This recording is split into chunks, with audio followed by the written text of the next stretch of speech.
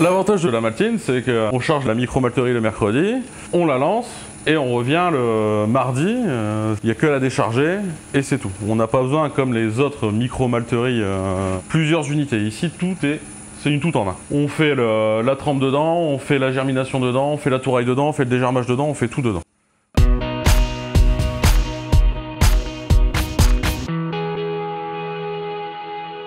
Par exemple, par rapport à un travail de malterie classique, voilà, c'est ultra simple. Comme tout est dans la même cuve, vous n'avez pas de retournement sur le sol, vous n'avez pas de transfert vers des tourailles, tout se fait en même temps. C'est ça le gros intérêt de cette machine. L'avantage de malter son orge soi-même, en fait, c'est qu'on a une orge constante tout au long de l'année. Je veux dire, l'orge qui est sortie du champ, on a récupéré 13 tonnes, on va malter les 13 tonnes et toute l'année on pourra brasser avec cette orge-là. Ça va nous garantir une continuité sur le produit. Si on prenait de l'orge commerciale maltée par une grosse malterie, en fait, les lots de malt changent d'un camion à l'autre. Donc on a forcément des différences entre les brassins tout au long de l'année. Là, ça nous garantit d'avoir un produit qui aura une stabilité au niveau du goût, ça sera linéaire tout au long de l'année.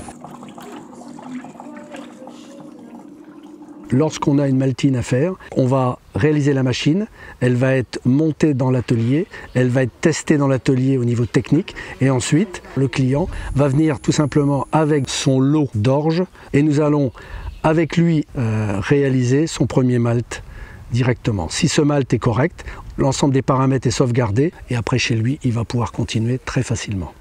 Au départ, sans aucune formation au maltage, elle est autonome, c'est-à-dire qu'en fait les recettes sont préenregistrées dedans, avec une petite formation qui va vous permettre de comprendre les clés.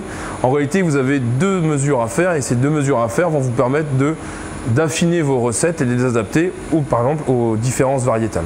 Ces 2 mesures prennent 5 minutes l'une et l'autre, ça se fait avec le même appareil, voilà, donc c'est ultra simple.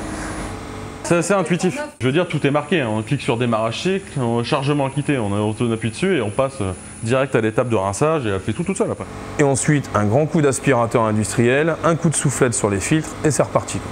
Donc là, si j'ai un problème, on va dire un blocage mécanique ou un blocage au niveau d'une cellule ou quelque chose, je peux appeler directement Escodero pour me faire dépanner. Ils peuvent visualiser directement, grâce à une connexion internet, ce qui se passe sur la machine. Si c'est un problème de programmation, l'informaticien là-bas peut directement dépanner la machine. Par contre, si c'est mécanique, ils envoient une équipe.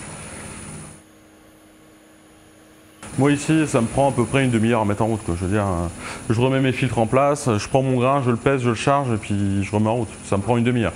Après, quand on compte le temps de déchargement plus le nettoyage, il faut compter 3h30 par semaine, quoi.